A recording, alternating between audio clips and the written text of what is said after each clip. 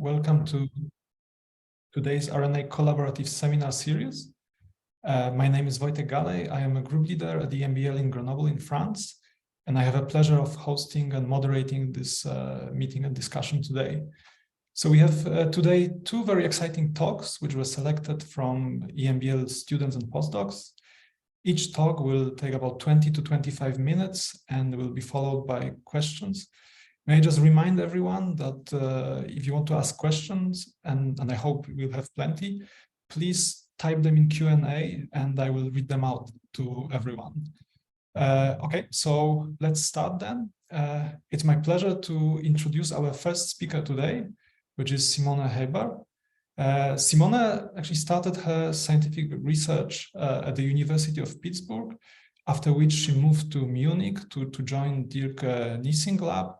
And this is where she actually got some interest in studying RNA binding proteins. After completing PhD, Simone moved to EMBL in Heidelberg and joined Epphrussi's group. And today she will tell us about some of the exciting results that she got during her last 3 years as a postdoc. So welcome, Simone, and please take it from here. Thank you. So,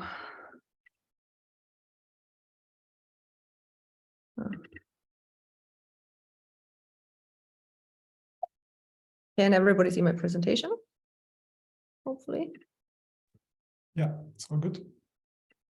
Okay, so today I will talk about how tropomyosin 1 IC coordinates kinesin and dynein motors during the transport of oskar RNA. And just to get you all on board on why we should all care about RNA localization and why that's an interesting topic to study. RNA localization is actually a very common cellular strategy that cells use in all kinds of biological processes to restrict gene expression to certain subcellular compartments whenever cellular asymmetry is required. And here are just a few examples. So this shows an asymmetric cell division at the example of Baker's yeast, where the mother cell and the daughter cell ensure different cell fates by localizing certain RNAs specifically to the butt tip of only the daughter cell. So this controls mating type switching in this case. RNA localization is also required for neuronal activity, not only in the developing nervous system for axon guidance, for example, but also in the mature nervous system to allow for synaptic plasticity and activity. And another beautiful example in which you can really see RNAs shuttle through these very long fungal hyphae is polar growth, in which basically it ensures that the polarity of the growth direction.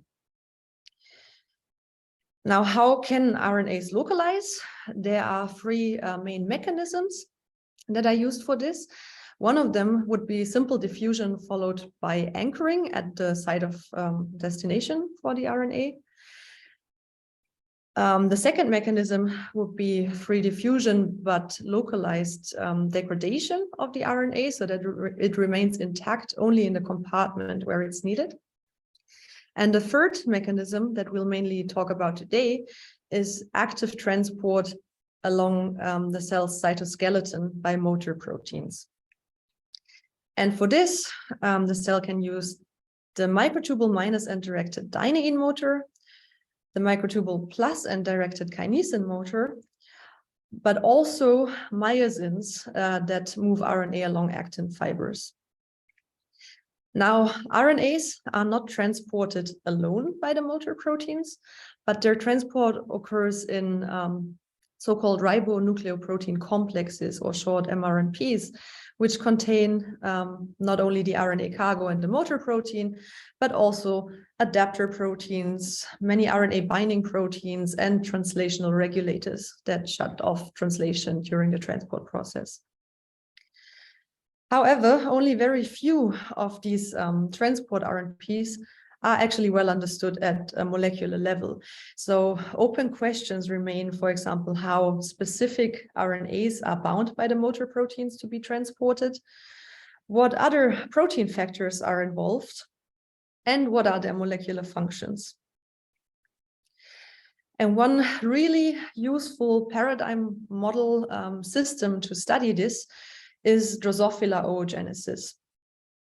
The Drosophila oocyte, which you can see here, develops in a so-called egg chamber, which contains a syncytium of 15 nurse cells and one oocyte.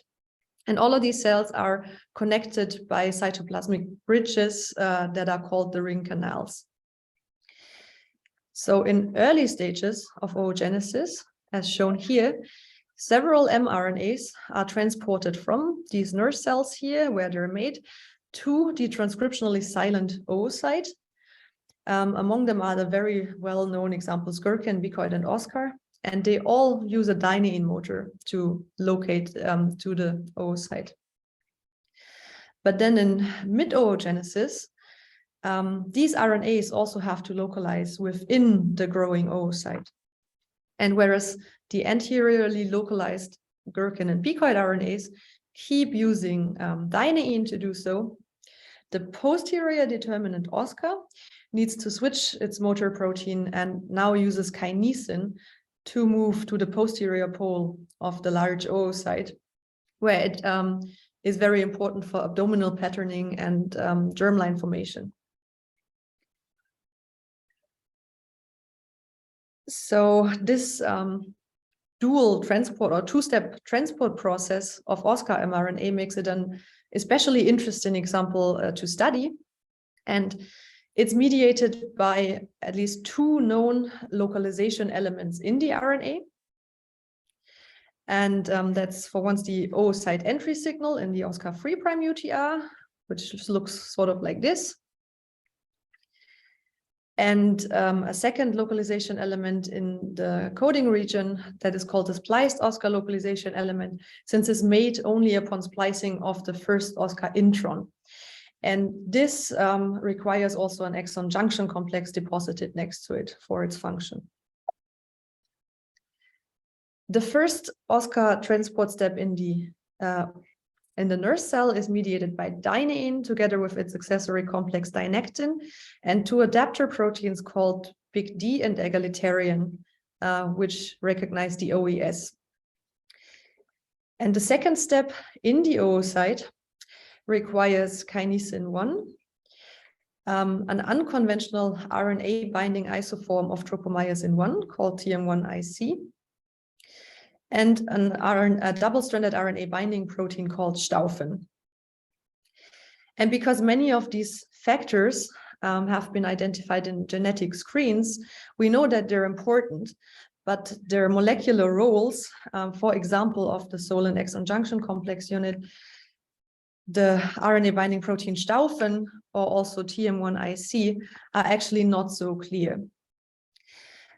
Also, it's not very well understood how the motor switching is actually achieved. So how does the oskar RNP switch from using a dynein motor to suddenly using kinesin to move?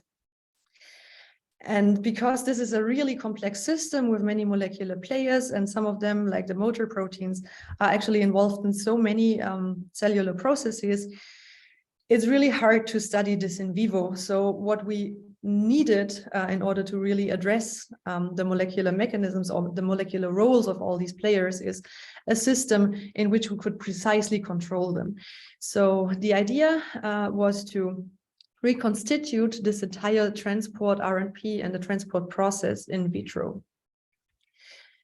And with the help of this approach, we could recently show that Staufen, upon joining the RNP in the oocyte, so this really binds to the RNP only when it is in the oocyte already, competes with the dynein adapter egalitarian for RNA binding, and thereby inhibits dynein's activity, probably facilitating the switch to the kinesin motor.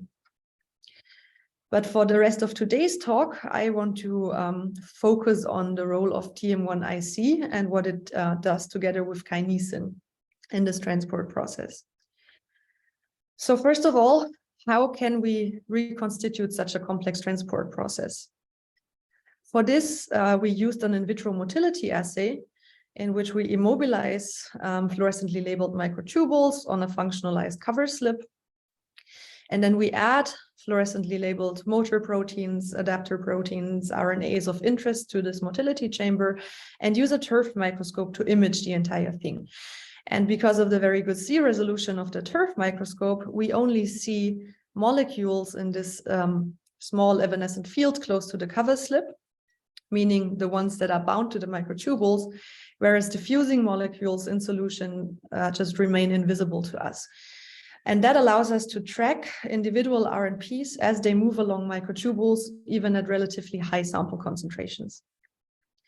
So here's an example of what our data typically looks like. Here you can see in purple, these are Alexa 647 labeled kinesin molecules that move along these immobilized microtubules here. And just another way to visualize these movements is in a so-called kymograph, in which you would essentially plot all the kinesin movements on one single microtubule over time here in the y direction and space in the x direction. So that, for example, this purple line here that represents a moving or shows a moving kinesin that travels over this much time and this much space. So the slope of these lines actually also tells you something about the speed of the kinesin. So for example, these two guys here, they needed relatively little time to move over the entire length of the microtubule, whereas this guy here moved much slower, so it needed much more time to travel, and then it sits around for a little bit and doesn't move at all before it continues walking slowly. And this project, I'd like to mention that we started this right away as a collaboration with Simon Bullock and Mark McClintock from the MRC LMB in Cambridge, because they had actually used such an assay before to study the dynein motility or RNA transport by dynein as well. So just to remind you all of what kinesin looks like and have a closer look at the two molecules that we'll mainly talk about today. Here's a scheme of what the kinesin heavy chain looks like. It consists of a motor domain or head domain that contains of the actual motor and the neck. And this performs ATP hydrolysis to step on microtubules. Then there's a long coiled stalk, which contains a binding site for the kinesin light chain and a cargo binding site. And that's followed by a C-terminal disordered tail domain, which contains an auxiliary microtubule binding domain and this so-called IAK peptide motif, which is thought to, in the inactive state, when the motor is not transporting cargo, interact with the motor domain and auto-inhibit the molecule so it doesn't squander ATP when this is not needed. So it's actually thought that the stalk will fold at a hinge region here, the tail and the head interact and the motor is inactive. And this auto-inhibition has been shown to be stabilized by the kinesin light chain when not bound to cargo. However, in our tissue, the Drosophila oocyte, it's been shown by first the St. Johnson and then Palacios labs that the kinesin light chain is actually not required for kinesin's functions. So if you knock out the kinesin light chain in this tissue, kinesin heavy chain still functions fine. So keep that in mind for later. And then Tropomyosin 1 IC, or short TM1, has a central Tropomyosin 1 coil domain, and that's flanked by disordered N and C terminal domains, which are really specific to just this IC isoform. A former postdoc in our lab, Lucy, mapped the interaction of the two proteins to kinesin's cargo binding domain and a part of TM1's coil domain. And she solved the crystal structure of this complex and showed that they form this trimeric tripartite antiparallel coiled coil here that has an extended positively charged surface, which can bind to RNA. And Lucy found that despite both proteins actually having some weak intrinsic RNA binding activity on their own, when you have the complex, this interaction with RNA is much stronger. So we wondered whether TM1 might actually just act as a modulating RNA adapter. And to test this question, the first thing I reconstituted in my TERF assay is just kinesin TM1, and so a minimal complex consisting only of kinesin and TM1 and RNA, or just kinesin and RNA. And as you can see here, I looked at oskar RNA transport events. So can kinesin transport oskar in these conditions? And indeed, it can, like, for example, shown here. You have an oskar transport event that co-localizes with kinesin, or in this case here, but it happens both in absence and presence of TM1. And it happens not very frequently. So it's a rare event, and the fraction of kinesins that transport oskar with it don't really change when you add TM1 to the sample. So, and in both cases, it's infrequent. It can happen, but it doesn't happen very often. But what did strike us from the very beginning is that whenever we added TM1 to the experiment, and you may actually already see that in the chymograph here, the kinesins move a lot slower when TM1 is present. And also, when you look at the frequency distribution of the velocities we observe in the purple sample here, which is without TM1 versus the cyan one, which does have TM1, you see that this fraction of static kinesins that doesn't move increases a lot when you add TM1. Also, the very slow kinesins are much more frequent when TM1 is present, but the faster moving ones, we almost lose completely when TM1 is present. And also, when you look at the number of particles I counted here, we get much more, actually many fewer events when TM1 is present. So kinesin doesn't run as often. So that clearly showed us that TM1 inhibits kinesin, and that's true in both absence and presence of RNA. But how does this work? Does it have anything to do with the tail domain of kinesin, to which all the regulatory functions have been previously attributed? So what we did to figure this out is we compared our full-length kinesin with the full-length tail domain that moves much less often when you add TM1 and much slower when you add TM1 to a mutant kinesin without a tail, which is called kinesin 910. So here the tail domain's been completely deleted. And you can see that this, first of all, is hyperactive. So it moves much more often than the full-length kinesin, which you would expect upon deletion of the autoinhibitory motif. But also it's completely unimpressed by the addition of TM1. So it moves just as frequently and just as fast when TM1 is present.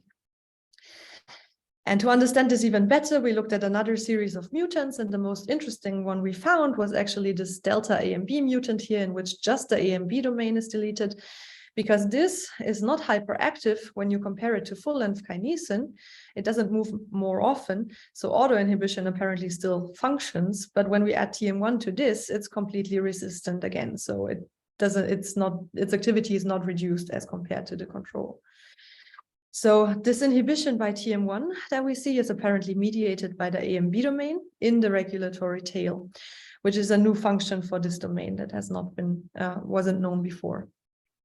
But then again, how exactly does this work? Does TM1 maybe influence kinesins and the AMB domain's conformation to change its activity? So we needed structural information to answer this question, and thus teamed up with Janusz Hennig and Bernd Simon here at EMBL Heidelberg. And among many experiments we did, we measured small angle X-ray scattering of our kinesin heavy chain only and the kinesin TM1 complex. And then in order to understand what kinesin conformations or structures could explain our experimental data, we generated a large pool of model structures by joining known crystal structures and AlphaFold predictions of the structured elements or structured parts of the molecule, followed by randomization of all these flexible hinge regions and the tail each. And that gave us a set of 5,000 of these elongated structures. And then in a second step, we generated a second pool in which the motor and tail domains were forced to interact, and just the stalk region was randomized. So we ended up having 10,000 structures for each sample, of which half of them are in such an extended conformation, and in the other half, the motor and the tail interact, and they're more compact.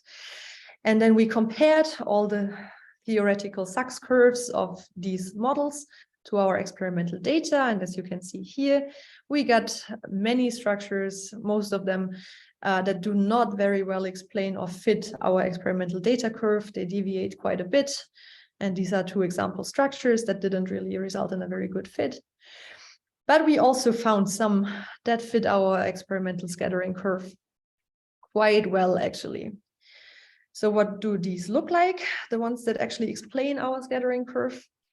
In the case of the kinesin-only sample, all the structures that fit well adopt a triangular shape here with folds at hinge 2 and hinge 4, in which the N and C terminal parts of the stalk domain are not close to each other. They're far away and for sure do not interact. But when TM1 is present, there's quite a dramatic rearrangement of the stalk here. And now the main folding happens here at hinge 3. The N and C terminal parts of the stalk are in close proximity to each other, also containing this A and B domain here, and they could potentially interact. So what we think happens here is that binding of TM1 for sure results in different and more compact structures of kinesin, and we think that the motor tail interaction here is probably stabilized by additional contacts within the coiled stalk. So here's how we think this works. In the full-length molecule, we would have several weak interactions between the motor and the tail, but also within the kinesin stalk that synergistically result in stable inhibition of the kinesin motor to avoid squandering of ATP. And now knowing that that TM1 has functions in cargo binding as well as regulation of the motor, we think that it probably acts as an alternative kinesin light chain in this tissue that was previously shown not to require a kinesin light chain. But coming back to the biology, where do we think this is important? When would an inhibited kinesin actually make sense for the developing egg chamber? We think that would be during the first transport step in the nurse cell, when dynein, dynectin, big D, and egalitarian, or short DDBE, transport oskar RNA. But kinesin and TM1, and we know that from imaging experiments, are already bound to the RNP prior to this first transport step. So they're present. But presumably you would not want kinesin to be active here because that would result in a tug of war between the two motor proteins and presumably not in very efficient transport. So can we reconstitute this entire process to understand what's going on here? We did that by pre-assembling the DDBE complex here with RNA and then adding either just kinesin or the kinesin TM1 complex to the sample.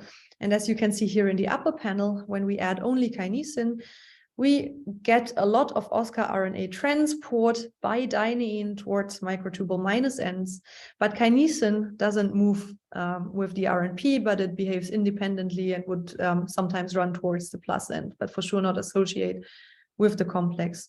But when TM1 is present as well, you see that now kinesin suddenly starts moving with the RNA and dynein towards the microtubule minus end, meaning it is co-transported with the RNA by dynein. And here's just a quantification of this. When we add TM1 to the sample, suddenly almost all the kinesins we see move towards the microtubule minus end together with dynein, meaning that TM1 links an inactive kinesin to the dynein RNP. And this interaction is RNA dependent.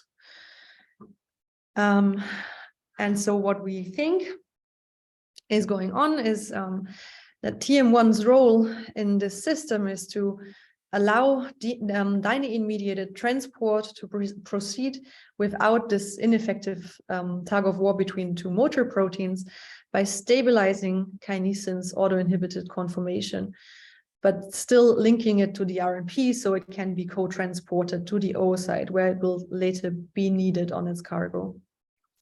So TM1 facilitates the concerted consecutive action of these two opposing polarity motors. And with that, I'd like to thank all of you for your attention, all of my lab, the entire Ephrussi lab, especially Anne, for giving me the chance to work on this really cool project. Simon and Mark from the Bullock lab for a wonderful collaboration, and Simon also for co-mentorship, and Janusz and Bernd from the Hennig lab for their help with all the structural studies. And I'm happy to answer any questions. Okay, thanks very much, Simone, for excellent talk. Do we have any questions? I don't see any at the moment, so we can wait a bit. Maybe I can ask you, so what needs to be done to activate kinesin at the right time? I think it is inhibited, and so that's a very good question. We do not really know yet. So we seem to be much better in the lab at finding inhibiting than activating factors. I would think it's probably a conformational change, but what exactly induces it, it's unclear. We have a few candidate proteins that we're looking into. One of them is MAP7, which is a microtubule binding protein that's recently been shown to help activate mammalian kinesins. And we know it's the Drosophila ortholog of this is called ensconsin, and it's important for oskar RNA transport. So in vivo, we know it. And that's a protein we're currently testing, but we don't know for sure yet if this is the factor that helps activate it. So we know how dynein is inactivated, but we don't know how kinesin is activated. But we'd love to know. Actually, it's one of the big missing pieces. And do you think you can have a situation where you can actually have two motors which are active, so that the RNA, I don't know which one will win and whether it would stay in the same place? I mean, obviously that wouldn't be very efficient, but you know. Yeah, for the cell, it would probably not make a whole lot of sense. It probably does happen for cargos that switch direction. So bidirectional transport is very common. Organelles and stuff, for example, are usually transported bidirectionally, and the motor switching occurs much more often than in our very special system, in which you have essentially one switch and that's it. So I assume that in these cases, you would have short periods of time in which both motors actually have to be active. In our system, I think, so from the work that's been done on kinesin and dynein so far, I think that kinesin would win if both of them are active, and we could certainly engineer such a system with our mutants. If it really happens in the oocyte, I don't know. Okay, good. So I don't see any more questions. So, oh no, there is one. Leon Harvey is asking if both motor proteins are on the mRNA global. Whether actions are on global on mRNA. No, it's only on the transported RNAs, and then also, so oskar is this special case that needs to be transported in these two steps, because so the way microtubules are oriented in the egg chamber is you would have in the early stages minus ends protruding through these ring canals, so allowing transport from the nurse cells to the oocyte, and then in mid-oogenesis the microtubule cytoskeleton gets rearranged so that the plus ends now accumulate at the oocyte. And that's the reason that oskar RNA needs to switch the motors. Most of the localized RNAs that are well studied actually keep using dynein, so they do not even need a kinesin motor.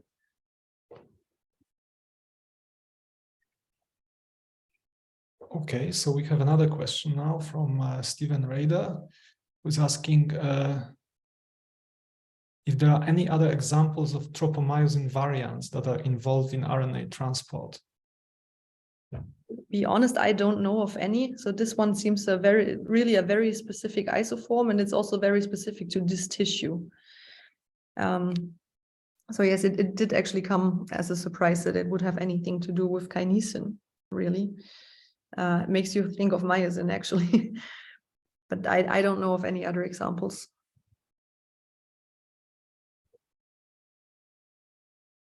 Okay, very good. So we have no more questions. So then let's move on.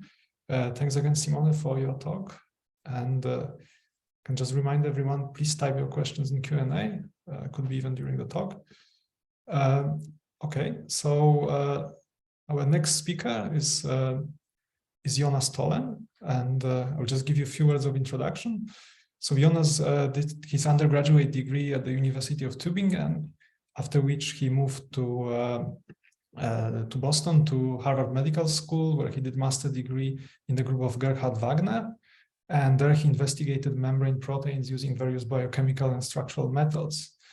After that, I managed to convince Jonas to join my own group at EMBL in Grenoble as a PhD student. And he has been here since 2018. And it was a pleasure to work together with Jonas. And today, he will tell you about his efforts to understand the mechanism of the branch site recognition, which is one of the very earliest stages of the spliceosome assembly. So this is it from me. So I will hand over to Jonas. Please go ahead and present. Okay, thank you, Wojtek.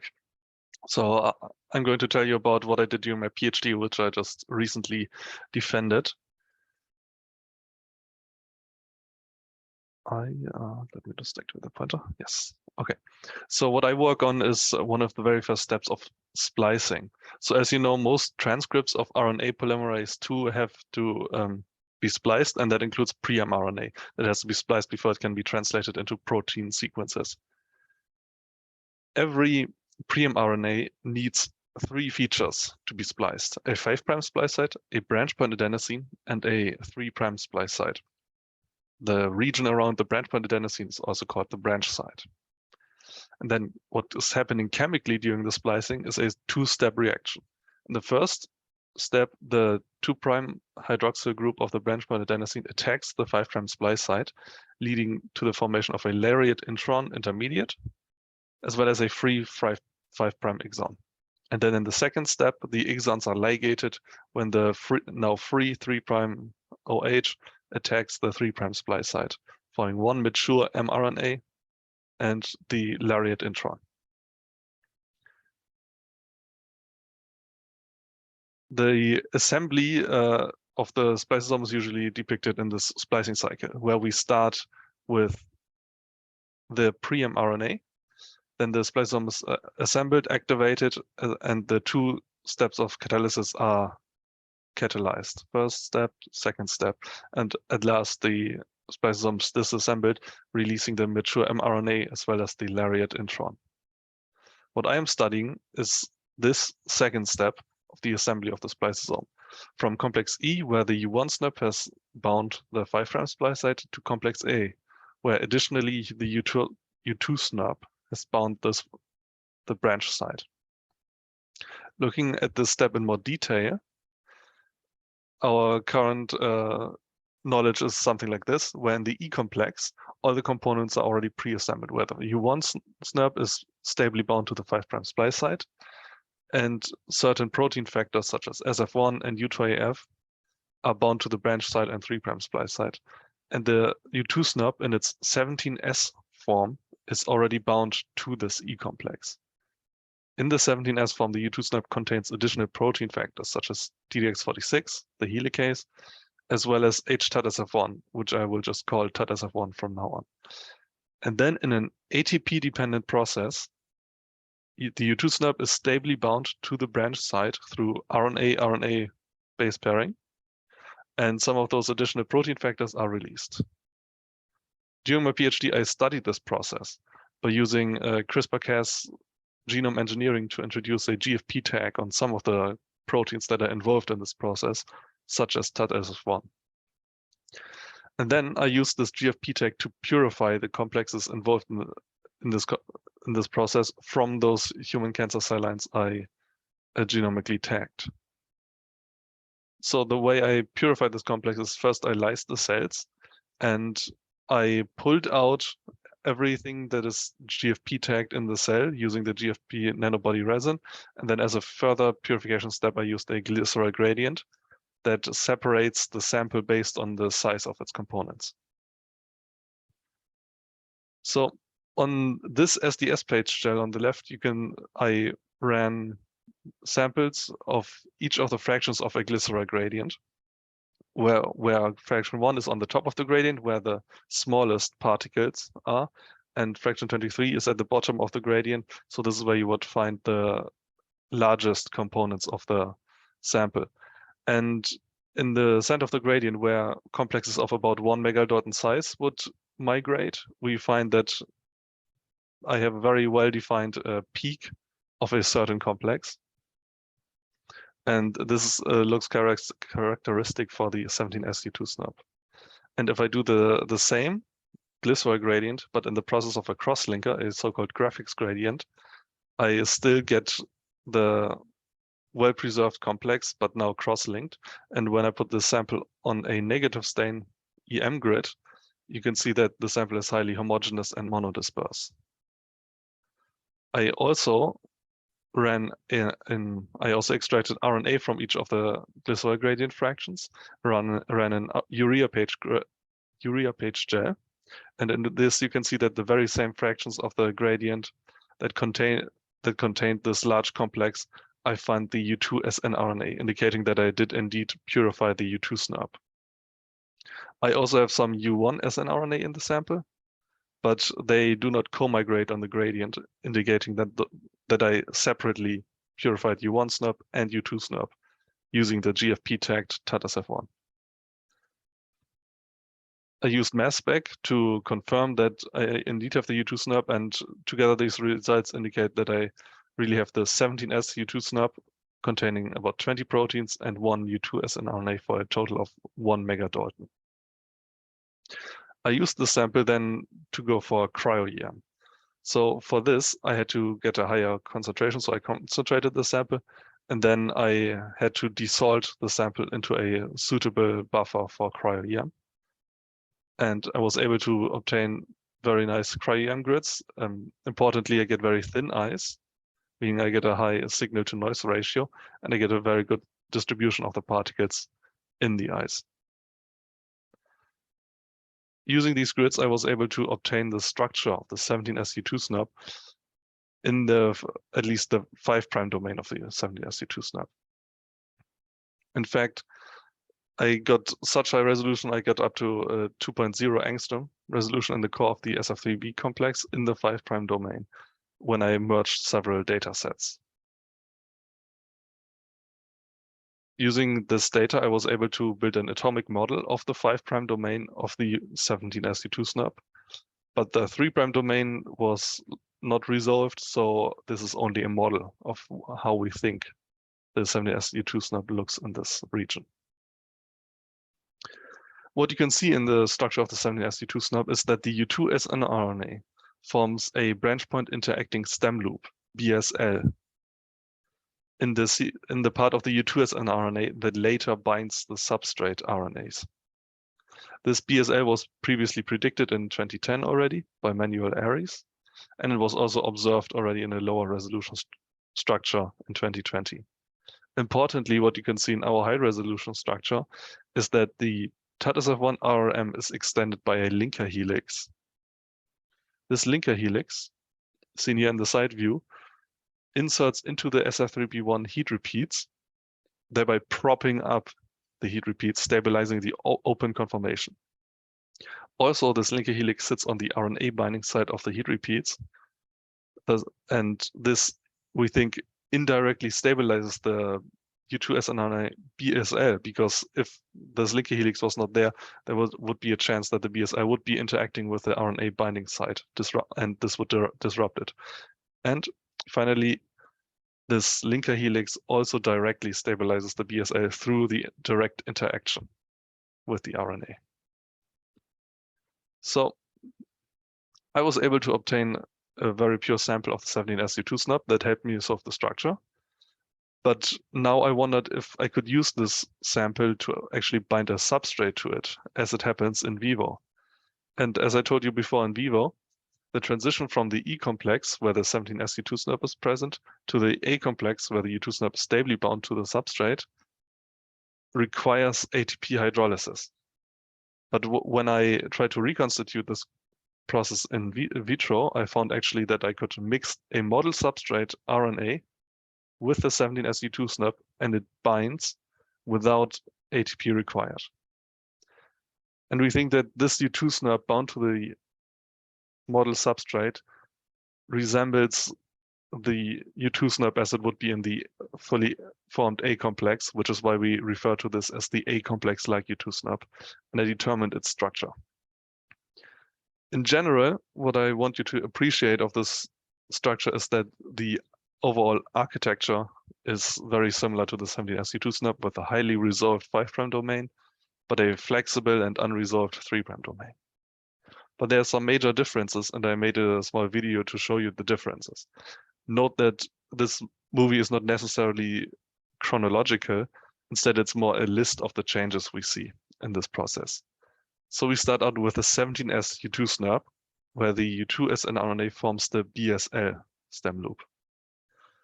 In the A-like substrate-bound complex, DDX46 and TATSF1 are no longer present. They have to dissociate it. And the BSL is unwound, and instead we can see that the substrate RNA has bound the U2 snRNA. Furthermore, we can see that the SF3B1 heat repeats have transitioned into a half-closed conformation, which is not as fully closed as we can see in later stages of splicing, such as in the B-ACT complex. And finally, you can also see that SF3B6 is bound to the SF3B1 heat repeats and the U2 snRNA. In another view, you can see here how SF3B6 in blue binds the SF3B1 heat repeats and the U2 snRNA. Specifically, SF3B6 binds adenosine 29 of the U2 snRNA. And we think this binding may be very important in stabilizing the formation of the branch helix, that is the helix that is formed between the U2 snRNA and the substrate in black here. The reason why we think this is so important is if you look at some organisms, such as Saccharomyces cerevisiae, you see that branch sites are highly conserved, and they are conserved as complementary to the U2 snRNA. That means the U2 SNP finds its substrates in yeast cells by complementarity and forming a helix through base pairing. But in most eukaryotes, including humans, there's very little conservation and very little complementarity to the U2 snRNA. That means there are alternative mechanisms that are required for binding the U2 snRNA to the substrate. And we think that it is one of the functions of SF3B6 to fix the U2 snRNA in this place and already predisposing it for the helical conformation, thereby stabilizing the binding to the substrate.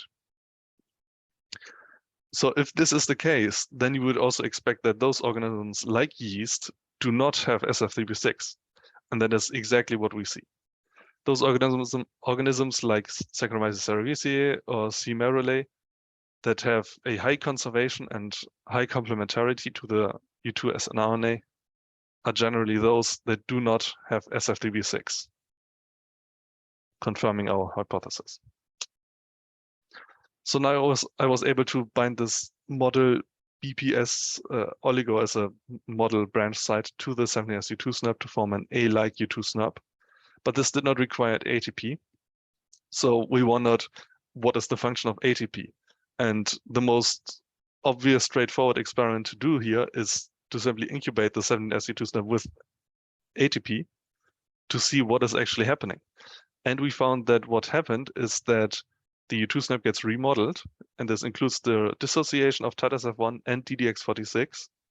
And this remodeled U2 SNP is no longer able to bind a substrate.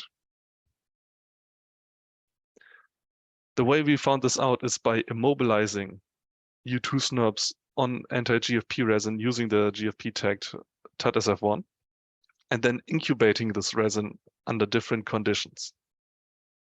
So what we could see is that when we added ATP to the resin, we see that by using Western blot on the supernatant of this mix, we see that components of the U2 SNP are eluted from the resin.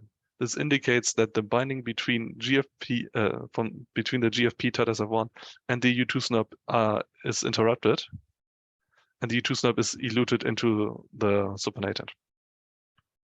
We saw the same with DDX46, which is likewise dissociated from the U2 SNP in the presence of ATP. But when we add oligo, this is interestingly not the case. So I went on to solve the structure of this ATP remodeled U2 SNP to find out what is going on during the ATP remodeling. And really, this complex remarkably looks similar to the substrate-bound A-like U2 SNP, with one major difference. Instead of having bound the substrate, because there's no substrate, the U2 snRNA has bound itself. It has formed a stem loop with itself that now mimics the branch helix.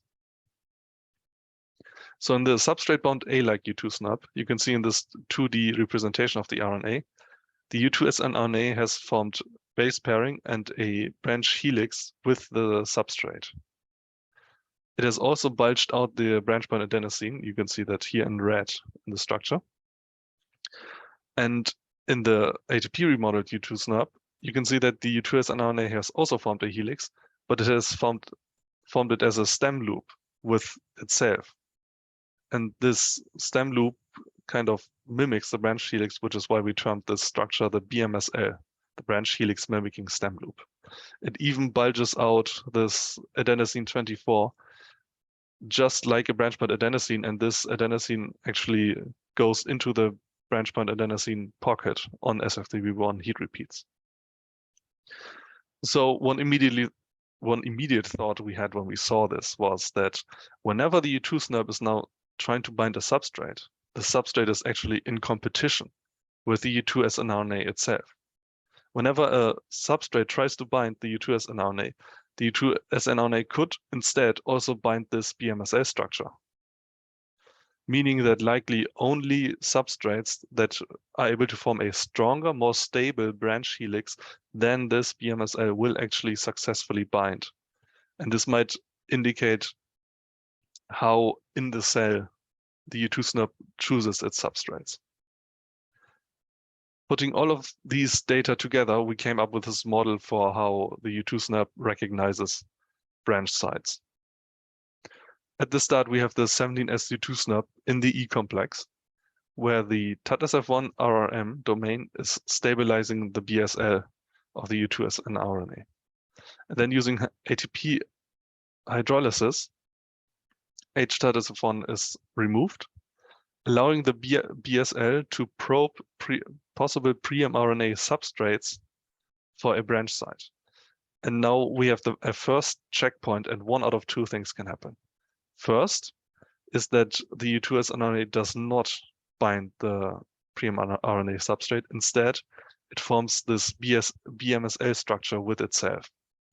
It bulges out an adenosine, which goes into the branch point adenosine pocket, inducing the half closure of SF3B1. This indicates to the cell likely that this complex, that binding was unsuccessful and this complex will have to be recycled. Alternatively, the second option is that the U2 snRNA successfully starts forming the branch helix with a substrate. And this might look something like the complex of a U2 SNP that was stalled using the splicing inhibitor spliceosome A. In this, we could now also see a half-formed branch helix. But if there is no splicing inhibitor, the formation of the branch helix will proceed until it is fully formed. And this is when we reach a second checkpoint. And this checkpoint was shown also earlier by the lab of Reinhard Lührmann, in which they start this process by using a substrate that does not have a branch point adenosine. So this checkpoint checks for the presence of the branch point adenosine. If there's no branch point adenosine, the process stalls here. And likely this will have to be disassembled by the cell. But if there is a branch point adenosine, it will bulge out and it will fit into the branch point adenosine pocket on the SF3B1 heat repeats, making it go into the half-closed conformation And this will signal to the cell that binding of the substrate was successful, and we can proceed with the next steps of splicing, including the association of the tri-snap. Okay. So finally, I would like to thank everyone who was involved in this project, especially Wojtek for coming up with the project in the first place, and all the other members of the lab that were helping me analyze the story.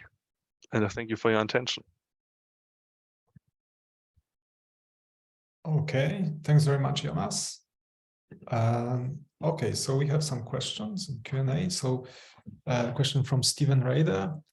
If I understand your hypothesis, the BPS is recognized by stronger base pairing than to U2 than to U2 makes itself. If true, wouldn't you expect human branch point to be highly complementary to U2?